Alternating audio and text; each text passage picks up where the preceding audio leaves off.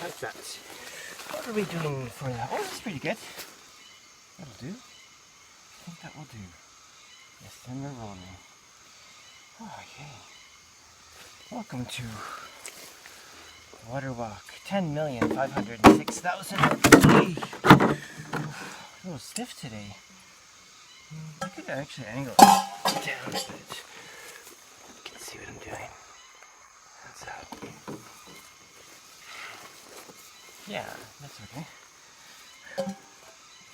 Let's see how the flow is. Oh, a lot of water today. I can never, it's never easy to know why. One day from the next. Very clear. Excellent. Clear water.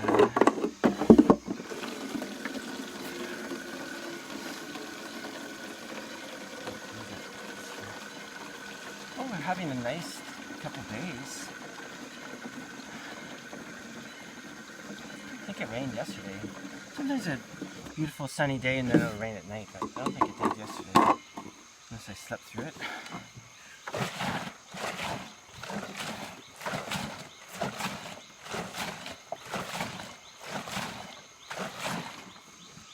So in case you don't know,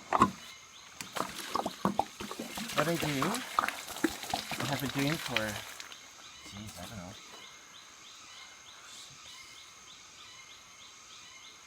how long? 5 years? Can't remember how long. I walk up here to get my drinking water, and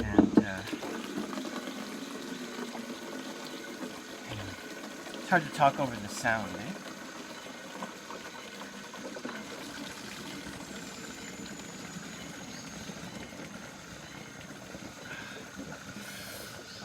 Oh, it's hot today. Like weirdly hot. Yesterday morning, I got up and had the clothes I wear in the house on the chair by my little sleeping mat. And I could feel the cool air on my body. Oh, it's so nice. It's like, oh, it felt like the cold season was coming. That only lasted for the morning. Now it's quite warm again. Weirdly warm actually today, but I don't know. I guess, you know, when the sun comes out, it heats things up. It's like, who would have guessed, eh? Who would have guessed? Yeah, so I come up here and get my water. It's great water. Like, I don't boil it or anything, don't filter it. Never had a problem with it.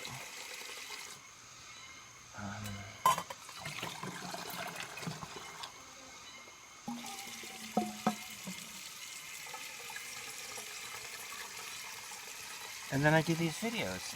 Oh, and also, I guess I should do this right up front. I'll put, at the beginning of this, there was a notice, and I'll put it in the comments and description.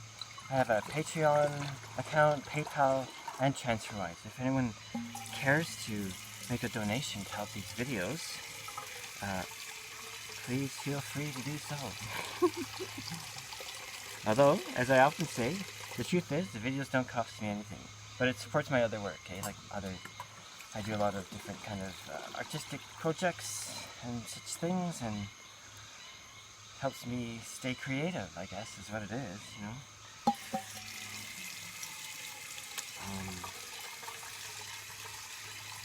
Yeah.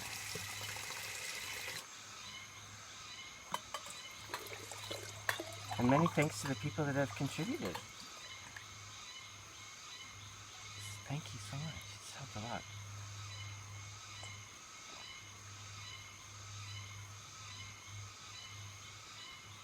See? You can drink it.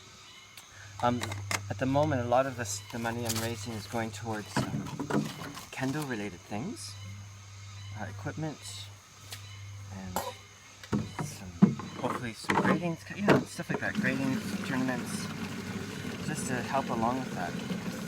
Yeah. Anyway.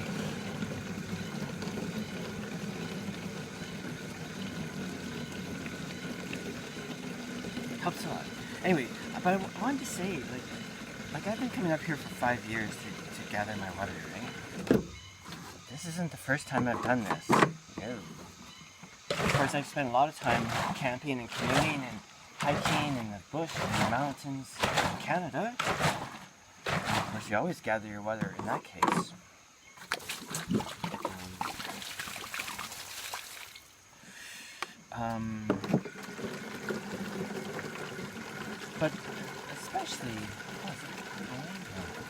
But especially on for 3 years between 2011 and 2013, finishing 2013, starting 2011, I did a long distance solo horse ride on horseback. You know, one pack horse, one riding horse. My beloved Dakota, no longer with us. Oh, it was this leech, little bastard. Oh, get away from me. Shh, shh, shh, shh. Get out. Joy. Don't see too many leeches here. That one got on me. It's so tiny, eh? But they get really huge when they start sucking your blood.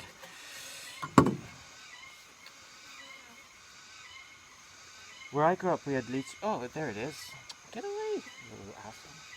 Little asshole. There, no, still on me. Jesus. Okay, you need to go right here. There. Ha! Now what? Oh, he's gonna try and come and get me. Oh, he's like waving around like, where'd my blood go?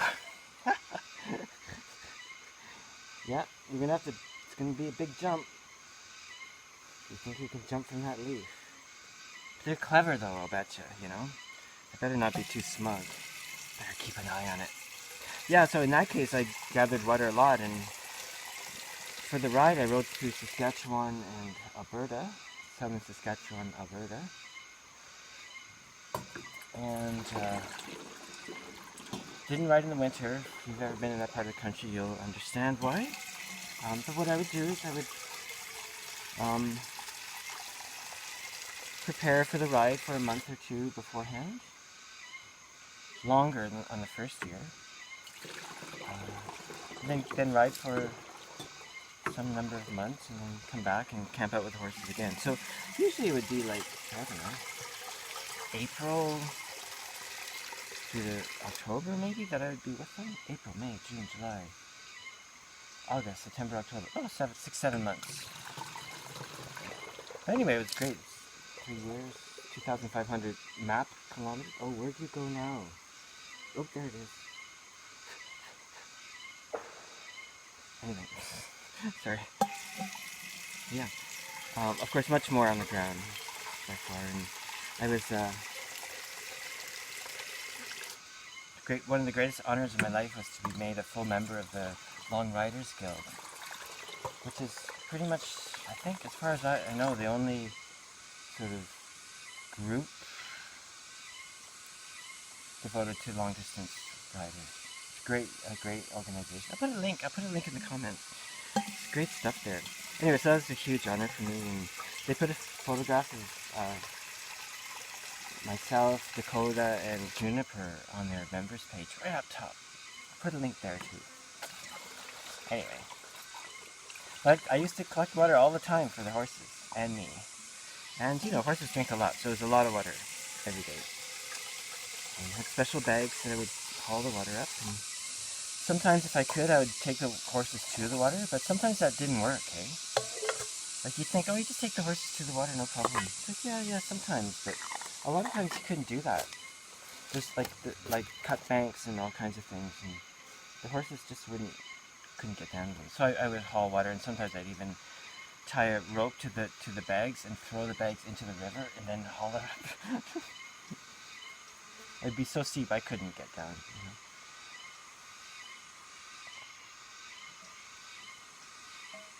Anyway, life-changing experience. I also, it was 3 years, but I prepared for it, I guess, for 3 years. You know what I mean? Some people think, oh, you just go and grab a horse and then go on a ride. But no, it's not quite that way. But also I was learning a lot about horsemanship from my friend Chris and Lyle and Heidi, and kind of taught myself to pack, you know, how to pack horses and train the horses to pack, and figured that out. First year was a bit rough, but I got there, I got it done, you know.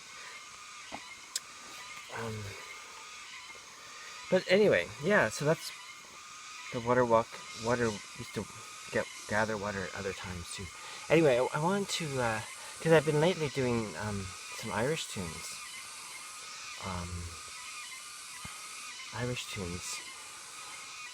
On these, because it kind of keeps me away from ranting about like intersectional woke microaggressions, whatever. Non-binary, or whatever, you know, the current fun stuff. So if I can sing a tune or play a tune, then that apparently is quite helpful to stay away from those subjects. In fact, I did the last water walk, I have it on my YouTube, I just made it private. I just went a little too far. About the activists. Anyway, never mind. That's neither here nor there. But I think what I'll do, let's see if there's this song, I might cut it out, I'll see how it is.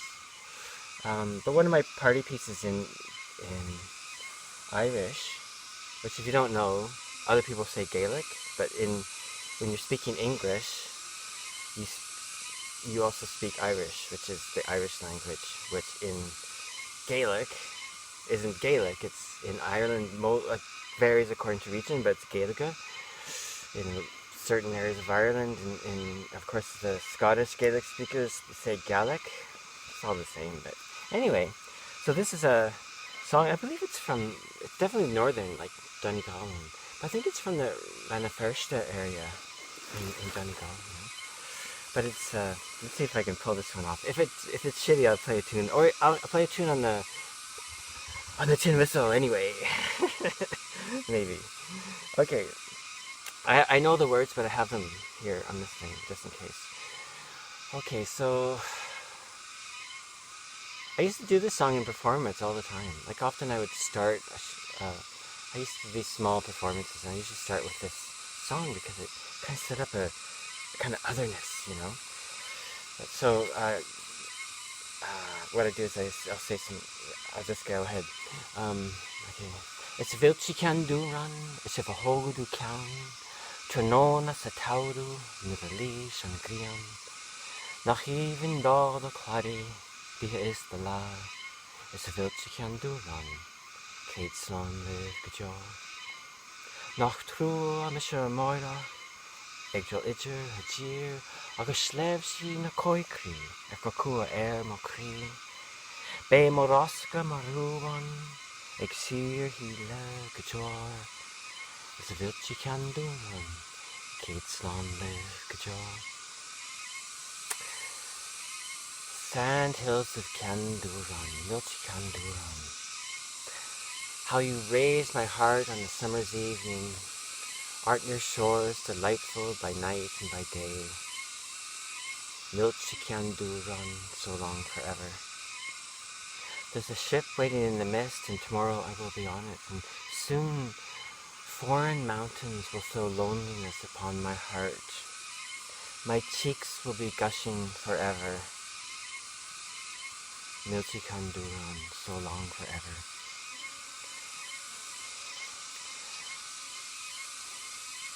Isavilchi Kanduran, Ishavaho Gudu Kyan, Tranone Satauru, Lurali Shandrian. Not giving the cladding, is the law, is a vilchi can do, gains one will Knox the mill charty heiler, shall leave in grum. Eig boachlia diali Fan non quan 나보고 먹리원 너라비 미벽옥에 사벨치 캔두런 개인슬람는 그저 다닐치 나만야 에잉레쿠사 스페라 다나칼리 익스카치 르마누원레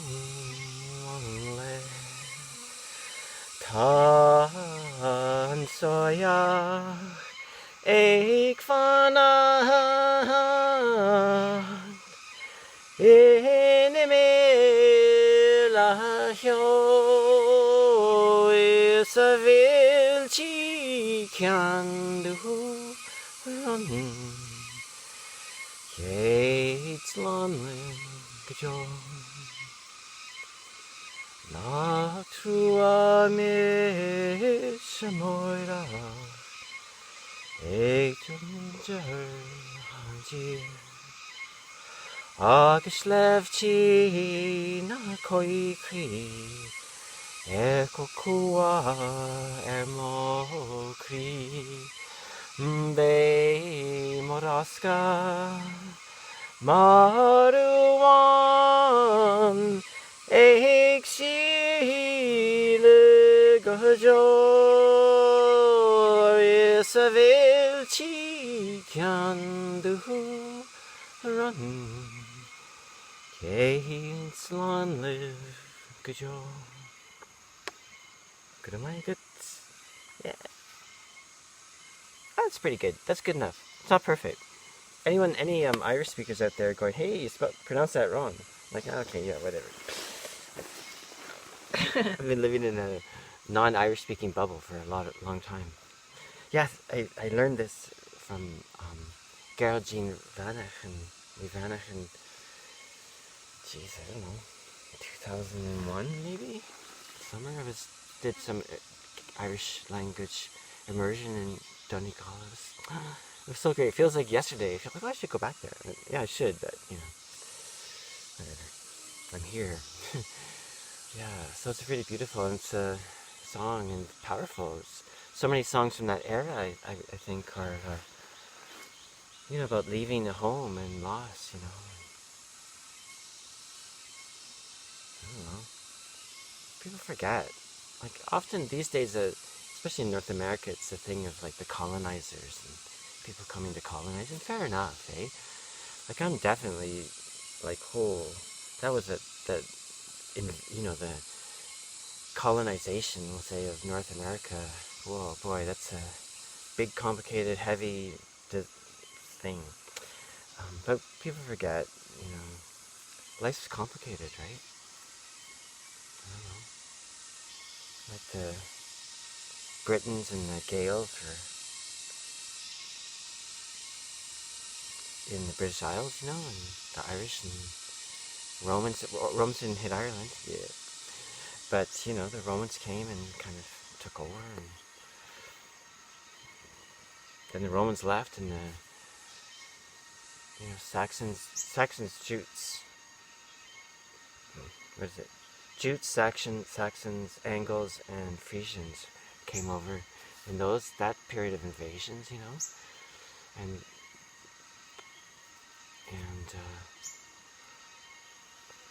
for that matter, the Celts of British Isles weren't the first people there either. They came in their time to shift in and invade, and it's a complex and interesting thing, Anyway, so when, anyway, now I'm shifting into that land of the woke, right, which I'm trying to avoid by doing tunes, which I should know better. Anyway, just suffice it to that, So basically, people would come, and this whole song is about the loss of home, and one thing that really struck me, like I studied Gaelic Irish for a long time. I loved especially the music and the singing. That was my main motivation. Part of my family is Irish too, right? Mostly Northern and Ulster, not all, but anyway, whatever. Um, Scots Irish too, and probably Scots and whatever. It's a mixture. And we're all Danes, right? That's the other thing is then the Vikings came, then the Normans, and we're all like talk about the Vikings, eh? If your family's from the British Isles, you got some Dane and Norse blood in you. And anyway, you already have anyway because of the Saxons and because the Jutes were basically Danish. Anyway, whatever. Get to the tunes. Yeah. So, but that period of Irish songs, there's so many, was so powerful. Like you can really feel the loss. And one thing that, I mean, I feel like an obvious thing to say, but like when I was doing that summer of Irish language stuff in Donegal, and all of a sudden everything became easier to learn, right? For me, anyway. And I mean, obviously it's easier because you can speak it there. It's an Irish-speaking area. I mean, everyone spoke English too, right? But it was more than that, though. It was the big thing that struck me was that, this is the language that sprung out of this land, right? That sprang out of these hills, the wind and the cloud, the weather, the climate. Like language comes out of place, right? And also at one point of course I love to go hiking out, so I went off on these rambles along the coast of those cliffs in Donegal, and I ran into some real close call there at one point, which I'll do another time, talk about another time. But you kind of go, now I know why in that environment you can see the spirits, right? The fairies and all this mythology that comes out of the land. And it's like, whoa, this is like a living land with next to the ocean and the mists and everything. But the thing that really struck me coming back to Canada, and the time I was just at the end of living in Toronto, and pretty shortly after that I started to just roam. Like I gave up my apartment, kept a car for a time, and just became a kind of a nomad, somewhat nomadic, as David and I called it. So that was a long time until I came here, basically. It was like, for sure, it was 14 years, Most sleeping in tents a lot, mostly, not always, a lot of time at the Banff Centre. That was my Banff Centre days. Anyway, but the thing that struck me coming back to Ontario was like, shoot, we need to be learning like Ojibwe, the Iroquoian languages, because that's the land we live in, right? But especially Ojibwe. I mean, because the thing about the Iroquoian languages, for sure you should in that region, right? Just it's so industrialized now in southern Ontario and stuff. Part of me thinks, can it still exist? Can spirits and the languages still exist in the land that's been so concreted over? I don't know, maybe it can. Part of me, I don't think so, but I have a bias, obviously. Yeah, so that was a really startling thing. Wow, I mean, I always thought, I should be learning Cree and Ojibwe, right? Another thing, my friend Joseph Natalho, he said he's from Saskatchewan. I think his background is Plains Cree. Pretty sure. I should tag him on this. Amazing fellow I know from the Banff Centre. And real inspiration, man. Jeez. Anyway, I remember him saying you should see he mentioned something about the James Bay Cree or Swampy Cree, maybe? Anyway, the lowland Cree, and they said, their language is like geese talking. And it's because it's the land, right? It's the animals. It's full of geese, I guess, to put it bluntly. So it affects our language, I mean, this is, for me, this is like, this is so interesting and deep, And also, my friend Eileen was my first singing teacher. She was saying, she was talking about the industrial areas of England, actually. All the sort of tight accents and dialects that emerge, and she had heard, a lot of that evolved out of the Northern English industrial, heavily polluted, hard life, right? Man, if you're working one of those mines, just read Road to Wigan Pier and then you'll have a sense of it. And those are in the better times, I think. You get it. So the language evolved from that, you know. And then most recently, my friend Graham was talking about this. I guess it was Julie Fowlis, who's from Uist, one of the Outer Hebrides, singing in Gaelic, and how beautiful and spoken, and how beautiful and melodic and soft and gentle it is, you know. And because of course we all know that the harder accents that we find, right, in Scotland and elsewhere. And I was like, yeah, because it's not industrial, right? People that live in the countryside, maybe in a lot of cases, just have a softer way of speaking, because maybe a softer way of living. Do you know what I mean? I would risk my reputation on that being a major factor. Anyway, it's fascinating stuff, that's for sure. Anyway, so I'm so glad I got off the woke thing. Anyway, time for a tune. This is the tune I did on my last water walk and didn't publish, so I'll do that now. And this is Kid on the Mountain. No, you know, I'll do Rolling Wave and then Kid on the Mountain.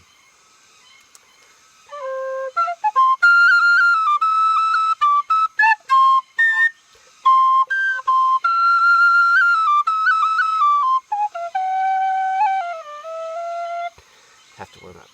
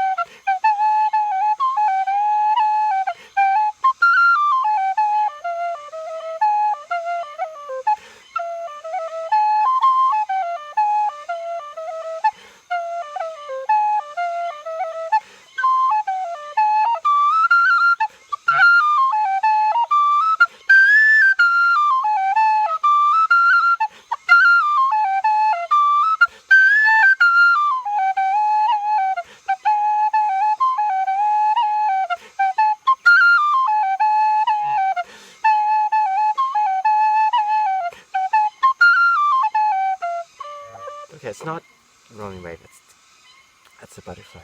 So I was going to continue on, but I have a bit of a catch in my throat. Have some water. How handy, water's right there. Okay, now the Rolling Wave, and then Kid on the Mountain. Sorry. This is good. I like doing this now, actually. Right, because I love the Rolling Wave because all these crayons, right? And a lot of the ornamentation you hear on the tin whistle or the Irish flute come from the piping tradition, right? So all these rolls and things come from piping, right? Like Highland pipes, and especially the uilleann pipes, which are the bellows blown Irish pipes. And so there's like rolls, crayons, craning. Anyway, we shall continue.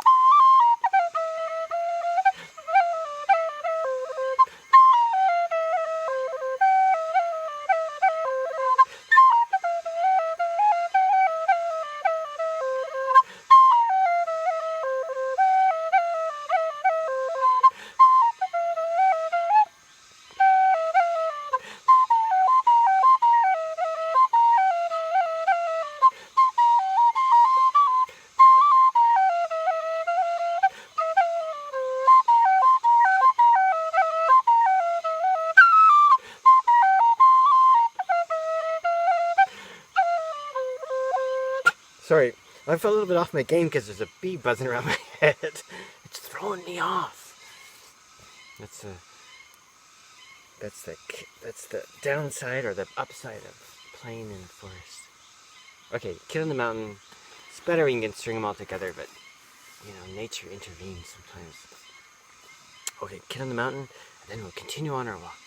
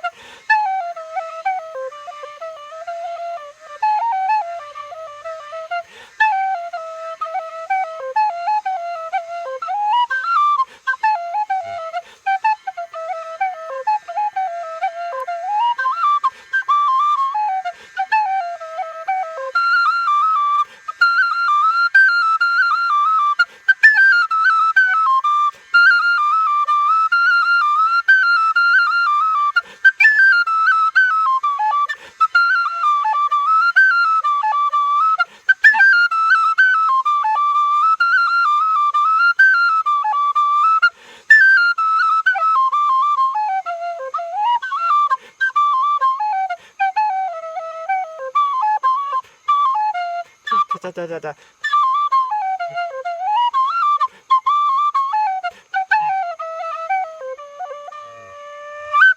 Okay, warts and all.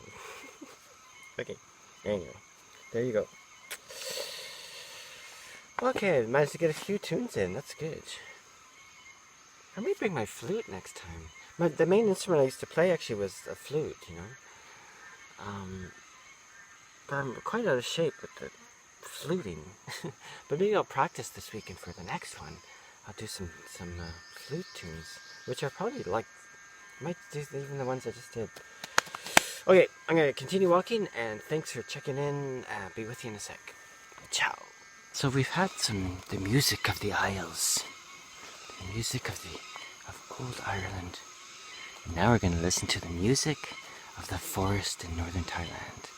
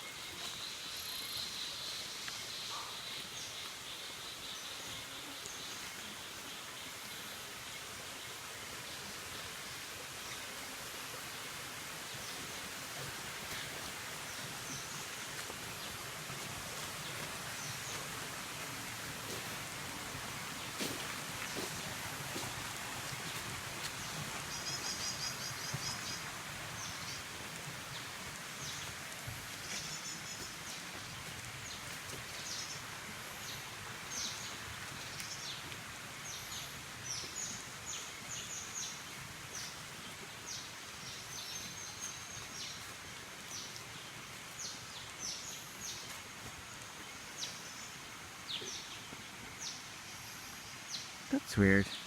Sorry to interrupt the beautiful birds and insects, but see this right here? This is kind of dug up, eh?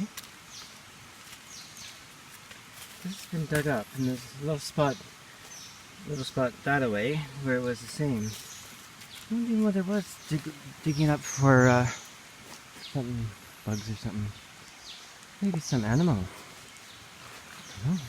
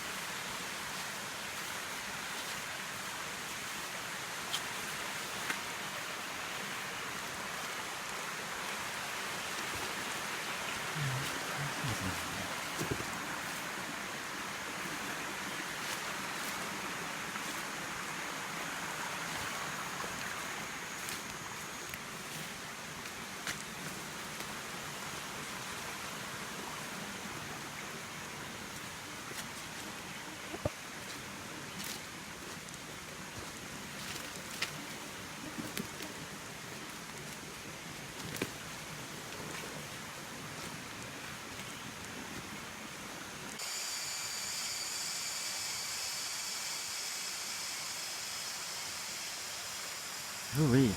The trail here, this part of the trail is getting really lush, I'll tell you. Oh, look at that.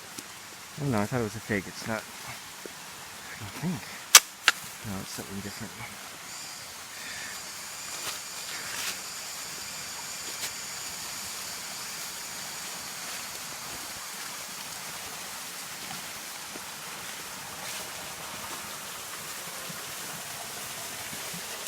Yeah, so right here, it's very bushy, leafy. So it kind of behooves a person to keep a close eye out on where you're walking, if you get my drift. Two things, you want to make sure you're on the trail part, not the down part. And you want to make sure you don't step on these snakes. That would indeed be an unfortunate moment. Certainly for the snake, and possibly for the person. Right. Anyway, here we are. Coming to the end of the trail portion of my water walk. Oh, my laces are coming undone on my boots, so I'll have to tighten those up after I close off here. So, yeah, this, as I always say, this is the part that kind of opens up a bit.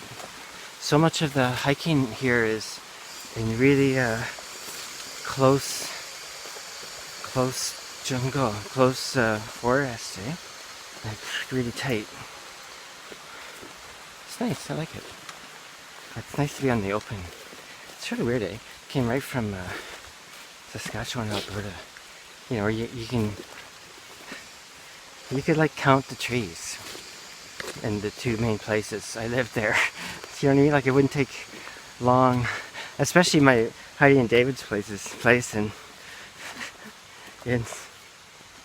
near Pincher Creek, and like, well, there's that one cottonwood. Then just down the river a ways, there's like a bunch of cottonwoods. But not a trouble to count. Here, you'd start counting the trees, and then you would stop because it's like a pointless exercise.